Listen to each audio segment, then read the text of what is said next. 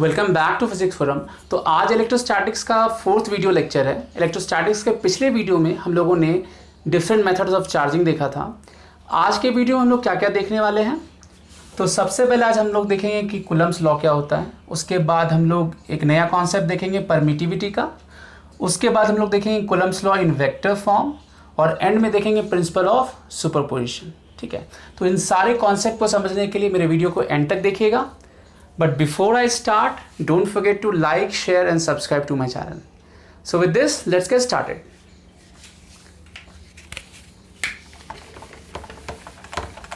तो सबसे पहले हम लोग देखते हैं कि कूलम्ब्स लॉ क्या होता है।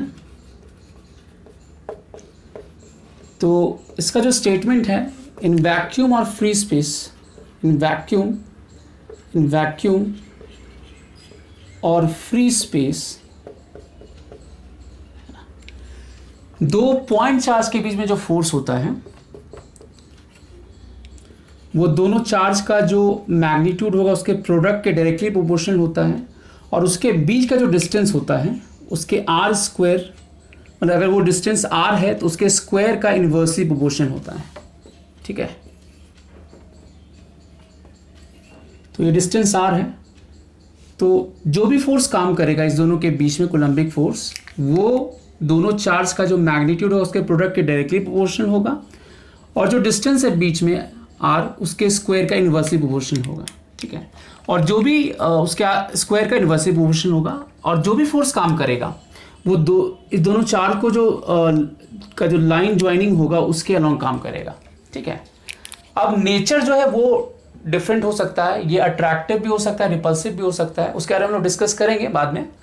तो जैसे इस दोनों को अगर हम कंबाइन करें, ठीक है, तो अगर इस दोनों को कंबाइन करें तो Q1 Q2 bye are square, है ना, दोनों को कंबाइन करेंगे तो, और यहाँ पर इस प्रोपोर्शनैलिटी कांस्टेंट लाएंगे और उसको हम लोग क्या बोलेंगे, K Q1 Q2 bye are square.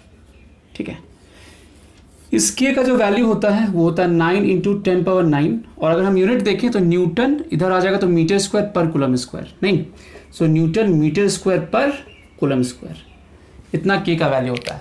But यहाँ पे ये ध्यान रखना है कि ये जो डिस्टेंस होगा R जो है वो 10⁻⁻15 मीटर से कम नहीं होना चाहिए। ठीक है, इससे नीचे होगा तो फिर वो उसका नेचर अलग होता है। ठीक है, तो ऐसा नहीं है कि हम R कुछ भी ले लेंगे, ये जो डिस्टेंस है बहुत स्मॉल है, तो इससे कम वैल्यू नहीं होना चाहिए, 10⁻⁻15 मीटर से कम वैल्यू नहीं होना चाहिए। ठीक है, ये रेस्ट्रिक्शन है इसमें। और कूलम्बिक फोर्स जो होता है वो कंजर्वेटिव फोर्स होता है, जैसे ग्रेविटेशन फोर्स है हमारा conservative force, in the same way Coulombic force भी क्या होता है, हमारा कंजर्वेटिव फोर्स होता है।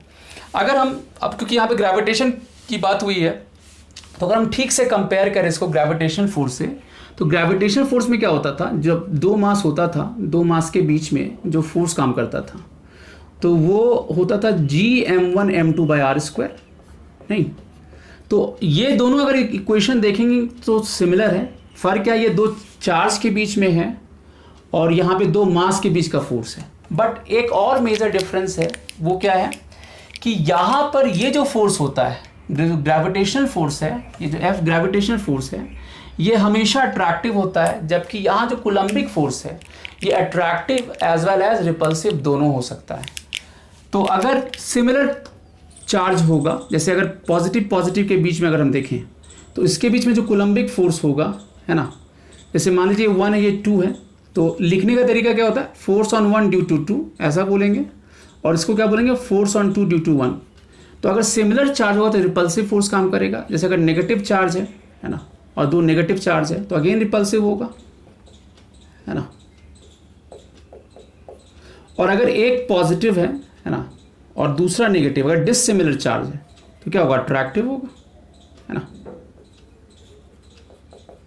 तो ये मेजर डिफरेंस है।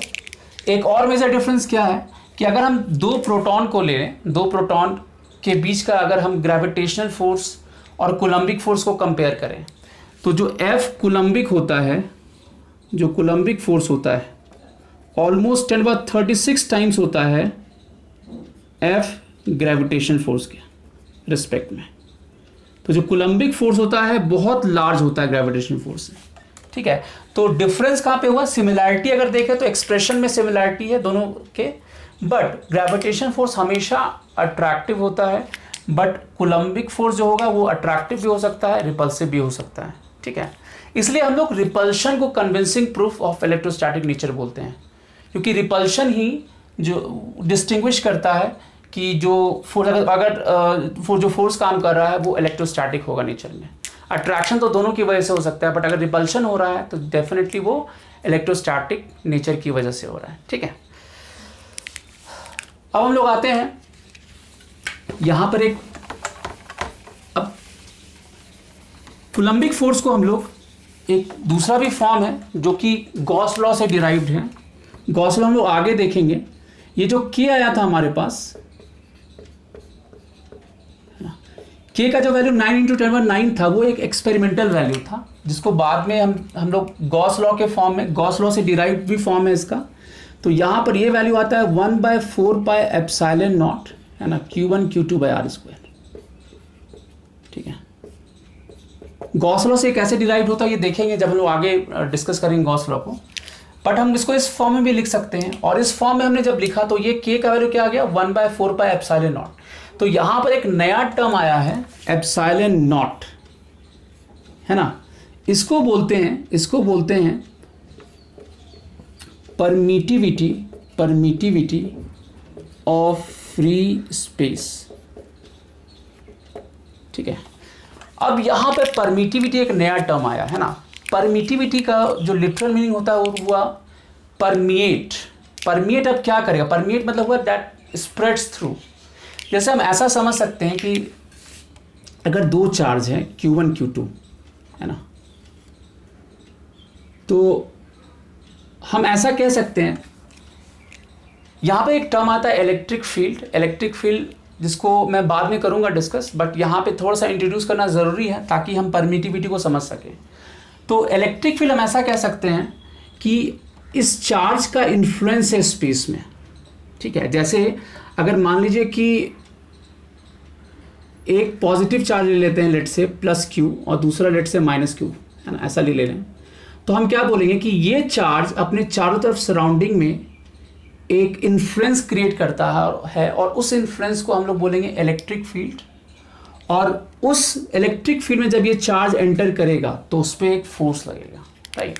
तो एक्चुअली परमिटिविटी क्या होता है कि जो परमिटिविटी जो मीडियम का है, पहले तो ये मीडियम का प्रॉपर्टी है, मतलब ये मीडियम, जैसे अगर ये दो चार्ज रखा हुआ है तो यहाँ पर अगर वैक्यूम ऑफ फ्री स्पेस है तो वैक्यूम फ्री स्पेस कितना अलाउ करेगा कि अगर मान लीजिए यहाँ से ओरिजिनेट हो रहा है इलेक्ट्रिक फील्ड लाइंस तो वो उसके पास पहुँचेगा, तो वो कितना अलाउ करेगा, कितना फील्ड लाइंस पहुँच पाएगा। ऐसा हो सकता है कि अगर हम कोई दूसरा मीडियम लें, है ना, जैसे अगर मान लीजिए हमें वैक्यूम फ्री स्पेस है, अगर 100, यहाँ पर हम लोग इलेक्ट्रिक फील्ड को इलेक्ट्रिक फील्ड लाइंस के टर्म में रिप्रेजेंट करते हैं, तो कुछ ऐसा होता है, ऐसा कुछ केस होता है, इस टाइप की का इलेक्ट्रिक फील्ड लाइंस होता है जो कि यहाँ से यहाँ तक पहुँचता है।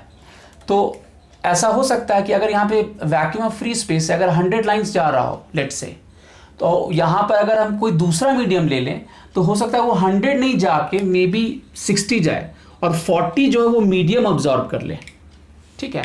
तो बेसिकली परमिटिविटी ये बताता है कि जो इलेक्ट्रिक फील्ड है उसको वो कितना परमिएट कर सकता है। परमिएट मतलब स्प्रेड थ्रू कर सकता है, मीडियम जो मीडियम में स्प्रेड थ्रू हो सकता है। तो जितना ज़्यादा हम यहाँ पे देख सकते हैं कि ये जो फोर्स है वो ε0 के इन्वर्सली प्रोपोर्शनल है, मतलब कि जितना ज़्यादा परमिटिविटी होगा, ठीक है, फोर्स का वैल्यू उतना कम हो जाएगा, क्योंकि जितना अगर यहाँ पर कोई मीडियम आता है और जितना ज़्यादा वो अब्जॉर्ब कर लेगा इलेक्ट्रिक फील्ड लाइंस को, तो इसके पास जो इलेक्ट्रिक फील्ड लाइंस पहुँचेगा इफेक्टिवली वो कम होगा, ठीक है। मतलब हम ऐसा कह सकते हैं कि इस दोनों चार्ज के बीच जो इलेक्ट्रिक फोर्स हो, जो कूलम्बिक फोर्स होगा, वो इस मीडियम की वजह से, जो बीच में मीडियम, चाहे वो फ्री स्पेस हो या कोई दूसरा मीडियम, उसकी वजह से इफेक्टिवली इसका जो इसके बीच का जो फोर्स होगा, इफेक्टिव फोर्स, वो घट जाएगा, ठीक है। इसको मैं आपको एक एग्जांपल से समझाता हूँ तो वो ज़्यादा क्लियर होगा। जैसे आप ऐसा समझ लीजिए तो मतलब एक चीज़ तो यहाँ से क्लियर है कि जो फोर्स होगा वो परमिटिविटी के इन्वर्सली प्रोपोर्शनल, मतलब जितना ज़्यादा परमिटिविटी होगा मीडियम का, या ऐसा बोलें कि जितना मीडियम अलाउ करेगा फील्ड लाइंस को क्रॉस उसके थ्रू जाने से, फोर्स का वैल्यू उतना कम हो जाएगा, इफेक्टिव वैल्यू जो होगा उतना कम होगा। इसको एक सिमिलर एग्जांपल से लेते हैं। जैसे अगर मान लीजिए कि कोई स्फीयर है, एयर में है, उसका सर्टेन वेट है ना, लेट से कि उसका वेट जो है कुछ W है, ठीक है, स्फीयर इसका वेट कुछ W है। जब ये किसी मान लीजिए वाटर में ही जाएगा, जब वाटर में ही जाता है तो इसका इफेक्टिव वेट जो होता है, तो W इधर काम करेगा और बॉयंट फोर्स इधर काम करेगा, है ना। तो अब जो इफेक्टिव वेट होगा W डैश जो होगा वो कितना हो जाएगा, W माइनस FB होगा। तो ये जो वेट ये कौन लगा रहा था, अर्थ लगा रहा था। तो जितना ग्रेविटेशनल फोर्स पहले लग रहा था इस स्फीयर और अर्थ के बीच में, बाद में भी उतना ही लग रहा है मेरा ग्रेविटेशनल फोर्स, बट एक एडिशनल फोर्स इस मीडियम की वजह से अराइज हो गया जो कि बॉयंट फोर्स है, और उसकी वजह से जो इफेक्टिव इसका जो इस पे जो फोर्स काम कर रहा है, इफेक्टिव वेट बोलेंगे या अपैरेंट वेट बोलेंगे, वो घट जाएगा, राइट। तो इस टर्म को, है ना, इस टर्म को हम क्या बेसिकली क्या किया, ये जो बॉयंट फोर्स है इसके बीच का जो इफेक्टिव फोर्स था, जो इसका वेट था, इफेक्टिव वेट, उसको घटा दिया, राइट। तो कुछ ऐसा होता है, कुछ ऐसा ही होता है अगर चार्ज अगर एक फ्री स्पेस में हो और अगर वो किसी मीडियम में हो। तो यहाँ पर हम लोग क्या बोलेंगे कि अगर इन फ्री स्पेस अगर हम बोलें, अगर हम इन फ्री स्पेस बोलें, तो जो फोर्स होता है 1/4 पाई एप्सिलॉन नॉट होता है, Q1 Q2 by R square हो गया, नहीं। तो ये यहाँ पर क्या हो गया, ये जो फोर्स है, जो परमिटिविटी ऑफ फ्री स्पेस है, उसके इन्वर्सली प्रोपोर्शनल है यहाँ पर। अगर यही कोई दूसरा मीडियम है इन फ्री स्पेस, या अगर हम एयर भी ले सकते हैं, एयर भी क्लोज होगा, that is close to free space. In any other medium अगर हम बात करें, इन एनी अदर मीडियम, तो ये फोर्स जो है ये घट करके ये F डैश हो जाता है, क्योंकि अब जो एप्सिलॉन नॉट था, ये एप्सिलॉन था परमिटिविटी ऑफ फ्री स्पेस, अब ये 4 पाई एप्सिलॉन आ जाएगा, एप्सिलॉन हो गया ऑफ गिवन मीडियम, ठीक है। तो अब क्या होगा, ये एप्सिलॉन नॉट चेंज होके एप्सिलॉन आ जाएगा, क्योंकि मीडियम आ गया, कोई दूसरा मीडियम आ गया, ये फ्री स्पेस में था, अब दो कोई दूसरा मीडियम होगा तो ये वैल्यू चेंज होके उस मीडियम का परमिटिविटी हो गया, मतलब वो मीडियम कितना अलाउ कर रहा है फील्ड लाइंस को क्रॉस करने के लिए, राइट। तो इसकी वजह से अब इफेक्टिव फोर्स जो होता है वो रिड्यूस हो जाता है। तो यहाँ पर इस टर्म को हम ऐसे भी लिख सकते हैं कि 1/4 पाई, है ना, या हम ऐसा बोलेंगे कि F/F डैश, है ना, ये जो टर्म होगा, अब ये है फोर्स इन वैक्यूम और free space divided by force in given medium, है ना। तो ऑब्वियसली इन गिवन मीडियम में क्या होगा, जो फोर्स होगा वो घट जाएगा, तो इसका वैल्यू ग्रेटर देन 1 होगा, है ना। तो ये वैल्यू ग्रेटर देन 1 होगा, तो जितने अमाउंट से ये रिड्यूस हुआ, इसके लिए एक पर्टिकुलर टर्म है ना। अगर इस दोनों को डिवाइड किया जाए, ठीक है, इस दोनों को डिवाइड किया जाए यहाँ पर, तो ये सारा टर्म तो सेम ही हो गया। यहाँ पर क्या होगा, एप्सिलॉन नॉट नीचे आ जाएगा, है ना, इसको डिवाइड किया जाए, सो 1/4 pi epsilon not Q1 Q2 by R square, है ना, और नीचे लिखेंगे 1/4 pi epsilon Q1 Q2 by R square, नहीं। तो ये इफेक्टिवली हो जाएगा epsilon not by epsilon not, और ये जो टर्म है इसी को हम लोग बोलते हैं रिलेटिव परमिटिविटी। मतलब हम ऐसा कह सकते हैं कि डाइलेक्ट्रिक कांस्टेंट, तो E रिलेटिव क्या हो गया, E बाय एप्सिलॉन नॉट, इसको K से भी डिनोट करते हैं, इसको बोलते हैं रिलेटिव परमिटिविटी। मतलब अगर हम किसी मीडियम में फोर्स लिखना है तो वैक्यूम और फ्री स्पेस में ये होगा 1/4 पाई एप्सिलॉन नॉट, है ना, Q1 Q2 bye R square, है ना, और यहाँ पर 4 पाई, इसको लिख सकते हैं एप्सिलॉन नॉट, और इसको लिख सकते हैं epsilon not into relative permittivity. यहाँ से हम एप्सिलॉन को लिख सकते हैं ना, epsilon not into relative permittivity, इस फॉर्म में लिख सकते हैं। तो इस तरीके से लिख सकते हैं किसी मीडियम में, ठीक है। तो सिंपल सी बात है कि मीडियम में क्या होगा, जो फोर्स होगा, इफेक्टिव फोर्स होगा, वो घट जाएगा, है ना। तो कूलम्बिक फोर्स जैसे पहले काम कर रहा था वैसे ही काम करेगा, बट साथ में मीडियम के इंटरवेंशन की वजह से एक एडिशनल फोर्स आ जाता है, जो कि मैं आपको डायलेक्ट्रिक के कॉन्सेप्ट में बताऊंगा। ये कैपेसिटर में चीज़ को डिस्कस किया जाएगा डिटेल में। अभी ऐसा समझ लीजिए कि मीडियम के प्रेजेंस की वजह से मीडियम में कुछ पोलराइजेशन होता है, या ऐसा कह सकते हैं कि कुछ चार्ज का रीडिस्ट्रीब्यूशन होता है, जिसकी वजह से एक इंटरनल इलेक्ट्रिक फील्ड मीडियम के अंदर क्रिएट हो जाता है, जो कि बाहर के इलेक्ट्रिक फील्ड, जो दो चार्ज के बीच में जो था इलेक्ट्रिक फील्ड, उसको रिड्यूस कर देता है, जिसकी वजह से इफेक्टिव जो फोर्स होता है वो कम हो जाता है। ठीक है, तो डायलेक्ट्रिक ऑफ ए मीडियम ये रिप्रेजेंट करता है कि जो फोर्स होगा दो चार्ज के बीच में वो कितने अमाउंट से रिड्यूस हो जाएगा। ठीक है, और इसको हम लोग डिटेल में पढ़ेंगे इन कैपेसिटर इन डायलेक्ट्रिक, और कैपेसिटर और डायलेक्ट्रिक्स में जब हम बात करेंगे तो वहाँ पर हम लोग इसको डिटेल में डिस्कस करेंगे। ठीक है, अभी के लिए ये समझना है कि जो कोई भी मीडियम होगा उसमें जो होगा as compare to vacuum of free space, जो effective coulombic force, effective force जो होता है, कूलम्बिक फोर्स नहीं बोलेंगे, इफेक्टिव फोर्स बोलेंगे, वो घट जाता है। तो जितने अमाउंट से घटता है उसी को हम लोग क्या बोलते हैं, डायलेक्ट्रिक कांस्टेंट या रिलेटिव परमिटिविटी। ठीक है, तो परमिटिविटी मतलब हुआ कि कितना इलेक्ट्रिक फील्ड्स को अलाउ करता है मीडियम उसके थ्रू जाने से, जितना ज़्यादा अलाउ करेगा फोर्स में रिडक्शन उतना ही ज़्यादा होगा। ठीक है, तो ये कॉन्सेप्ट हो गया परमिटिविटी का।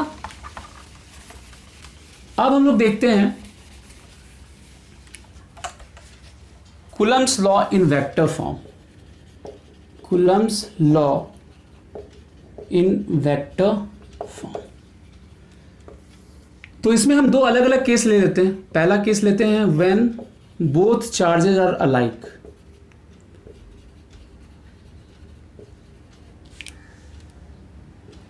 एक जैसा चार्ज हो तो रिपल्सिव फोर्स काम करेगा, हमें पता है। तो चाहे पॉजिटिव चार्ज हो या नेगेटिव चार्ज हो, इन दैट केस, है ना। तो जैसे अगर मान लेते हैं कि यहां पर एक चार्ज r1 पोजीशन वेक्टर पर है, एक चार्ज r2 पोजीशन वेक्टर पे है ना, तो ऑब्वियसली इस दोनों के बीच में रिपल्सिव फोर्स काम करेगा। और मैंने बताया था कि ये लाइन ज्वाइन के अलॉन्ग काम करता है, तो रिपल्सिव काम करेगा तो इधर काम करेगा, है ना। तो फोर्स ऑन 1 ड्यू टू 2 इधर हो जाएगा, और इस पे जो होगा फोर्स ऑन 2 ड्यू टू 1 इधर हो जाएगा। एक बात तो क्लियर है, कोई भी एक फोर्स निकाल लेंगे तो दूसरा निकल ही जाएगा, क्योंकि यहां से क्लियर है कि F12 जो होगा, है ना, माइनस F21 हो जाएगा।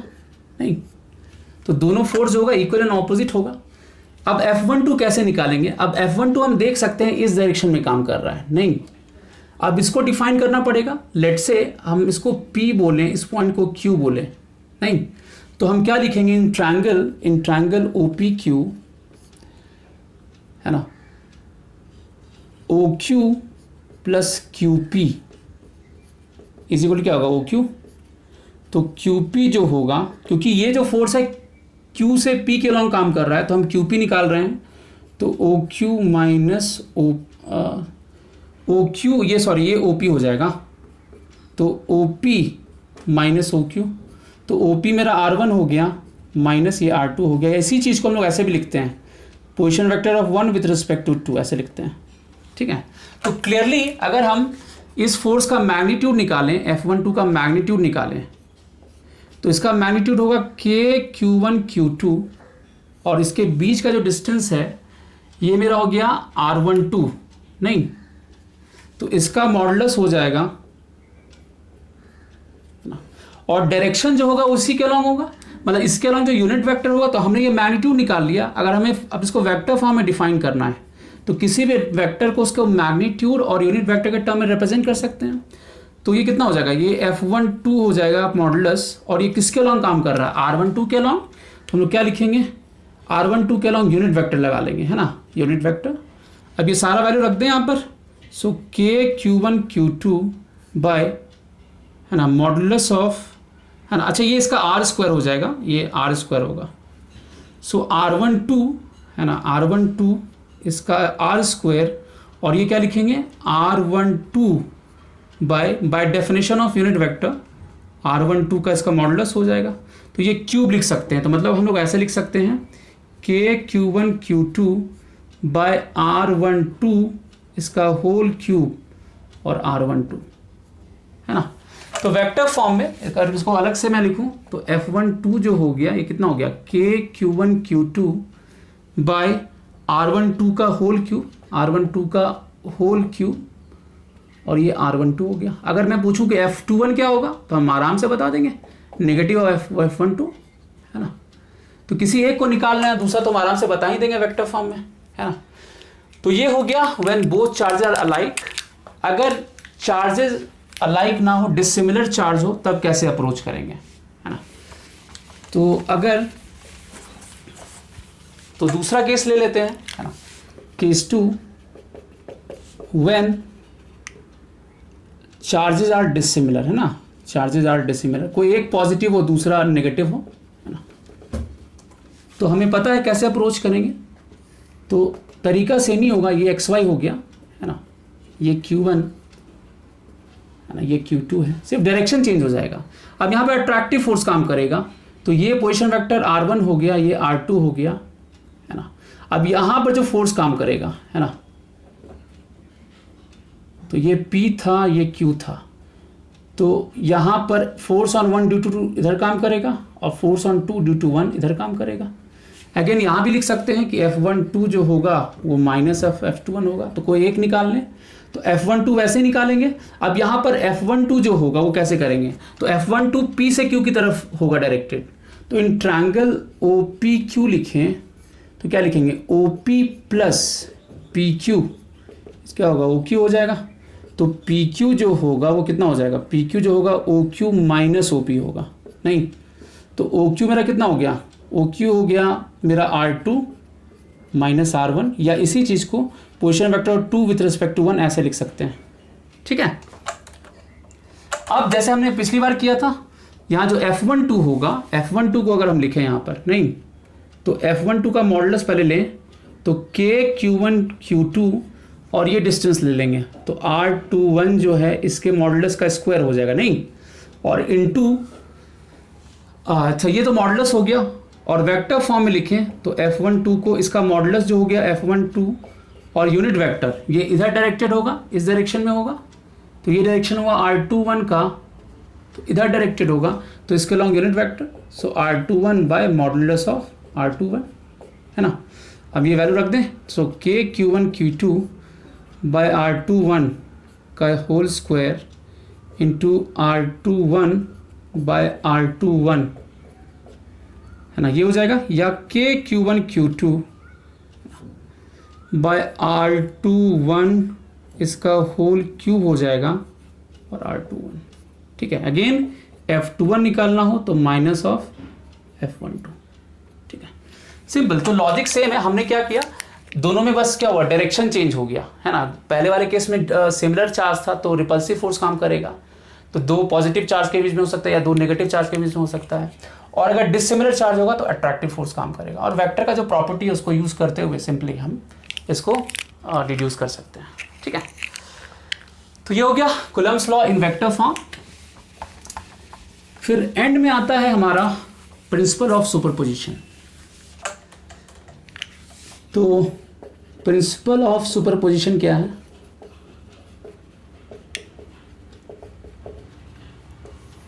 जैसे मान लीजिए कि कोई चार्ज है मेरे पास, कोई चार्ज है और चारों तरफ अलग अलग चार्ज है, Q1 है, Q2 है, Q3 है, अलग अलग चार्ज है ना।